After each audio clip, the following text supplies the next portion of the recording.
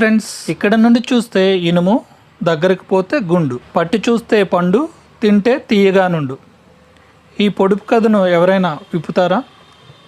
చెప్పలేరా? అయితే ఇది చెప్పండి. దాహాన్ని తీర్చుతుంది, వెన్నలా కరిగిపోతుంది, ఐసులా ఉంటుంది. ఏంటది? అదేనండి, తాటి ముంజలు.